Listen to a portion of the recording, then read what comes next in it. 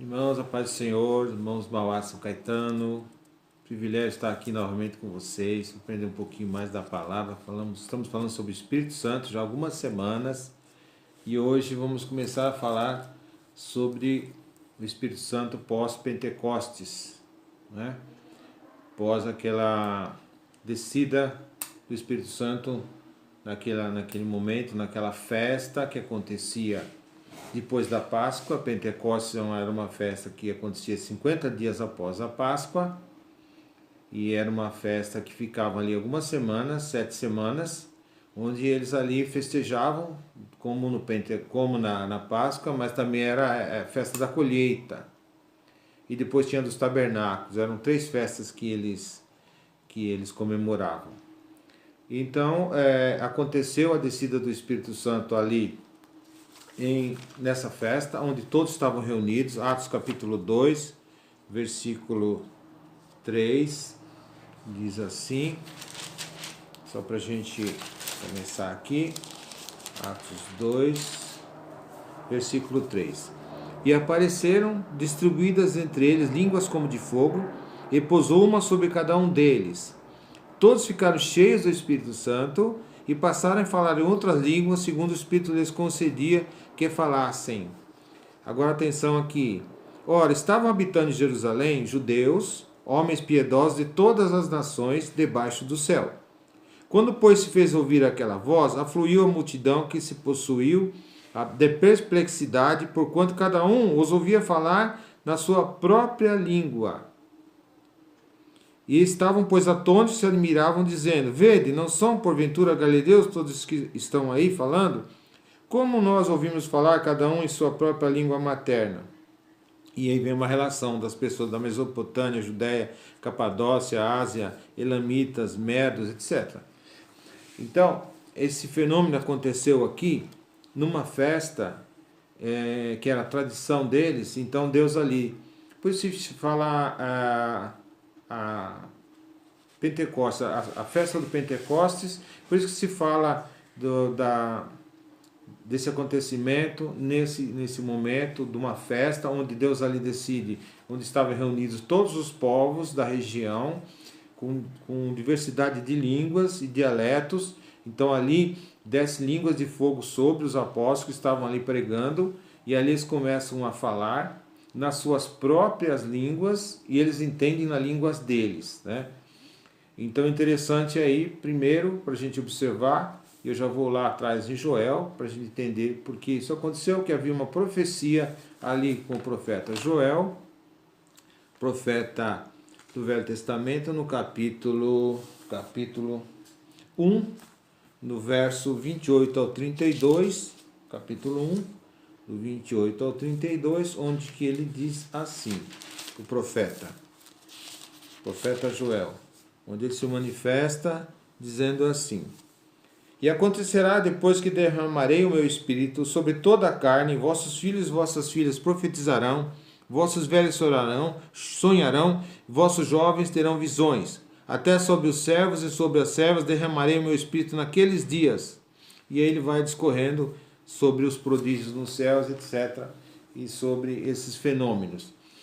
Então essa profecia se cumpre nessa reunião, onde estavam ali reunidas muitas pessoas, e ali houve um grande número de conversões, houve esse derramar do Espírito. Então ali se inicia o Espírito Santo agindo então pós-Pentecostes, ou seja, até então o Espírito Santo, a gente estudou, ele tinha ações específicas, né? Mesmo na época de Jesus. Jesus era cheio do Espírito Santo.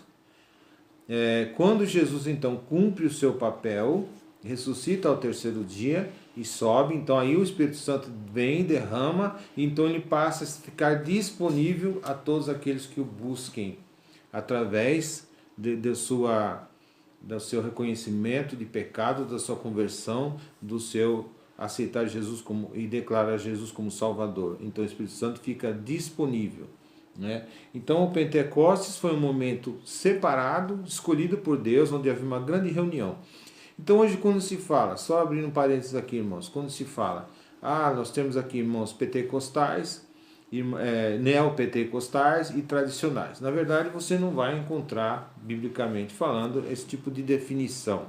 Essa é uma definição que grupos, né, igrejas resolveram adotar como doutrina ou como ensinamento, fazendo uma certa separação, onde os irmãos pentecostais que expressam os dons do Espírito Santo de uma forma bem aberta, bem expressiva, os neopentecostais que conservam um pouco, e tem um pouco, vamos dizer assim, não é restrição, mas um pouco de mais, eu não queria usar uma palavra, mais atenção, e os tradicionais que alguns negam alguns dons, como dons de línguas e outros dons, né?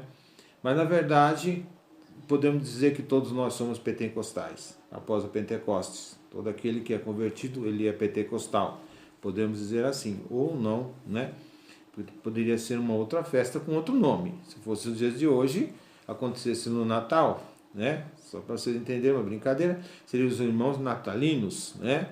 Os irmãos juninos, numa festa que, claro, que a gente não comemora, mas os irmãos carnavalescos, não estou desmerecendo, os irmãos entenderem porque se chama de pentecostais, porque vem depois do Pentecostes, que foi exatamente o momento ali escolhido, né? Não que seja santo a data, essa festa, era uma festa importante, sim, né? Mas poderia ter acontecido num outro momento. Então, que mais que nós podemos aprender aí sobre a descida? Sim. Outra coisa importante ressaltar, que aqui quando nós vemos em Atos 2, a descida do Espírito Santo, na minha tradução e na maioria das traduções, diz que eles falavam em outras línguas, conforme o Espírito lhes concedia que falassem.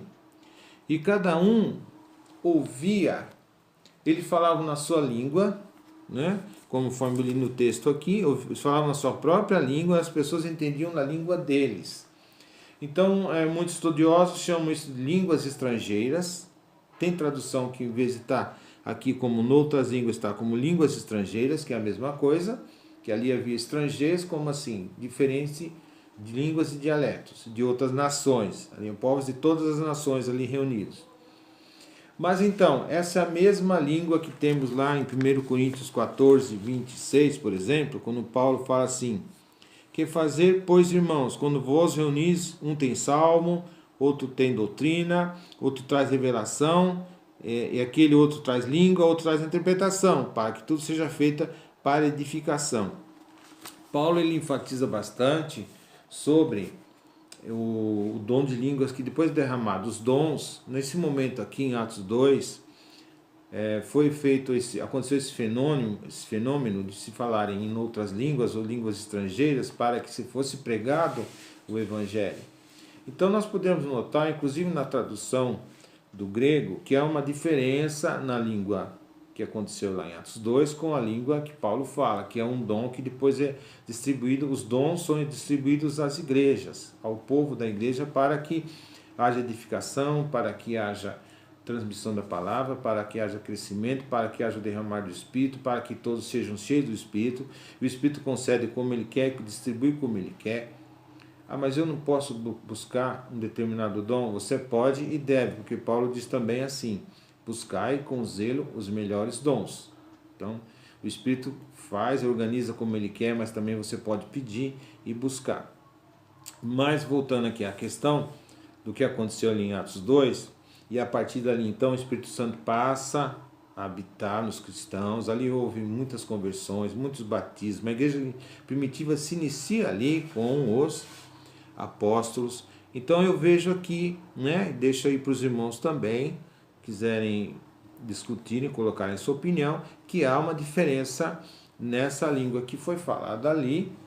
Se fala também muito nas línguas lá, quando Paulo fala, nas línguas estranhas, que esse dom de línguas é dom de língua dos anjos. Bom, vejam bem, não há nenhum relato bíblico de que alguém tenha ouvido um anjo falar na língua do anjo. Paulo mesmo fala assim: se eu falasse, ainda que eu falasse a língua dos anjos, não falava. E na verdade não há nenhum relato aqui bíblico de que se alguém falou com o anjo e o anjo falou na língua do anjo, né? Pelo contrário, toda vez que que os anjos se manifestavam, eles falavam na língua da pessoa. Por exemplo, Moisés na sarça ardente conversou com o anjo na língua de Moisés. Daniel, outra referência, a própria Maria, quando recebe o arcanjo Miguel, subentende-se que ele fala com ela na língua dela, né? Então, a língua dos anjos ninguém sabe, ninguém ouviu, não há relato bíblico. Pode haver algumas experiências, mas a gente não pode colocar isso como certo, como definitivo, né?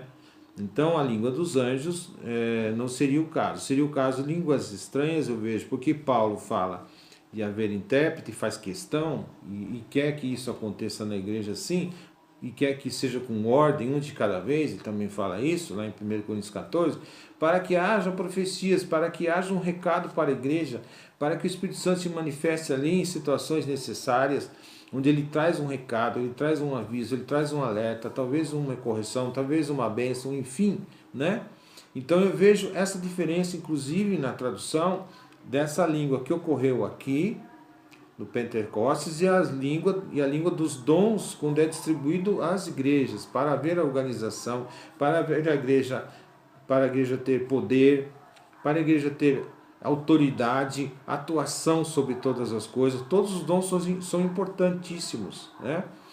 E o dom de línguas que eu vejo depois nas igrejas primitivas e nas igrejas de hoje também, com menos frequência, sim, é necessário o intérprete para que haja profecia. Então eu entendo aqui que Paulo, quando nos orienta a igreja de Coríntios, serve para nós, ele está trazendo o dom de línguas como profecia, como profética.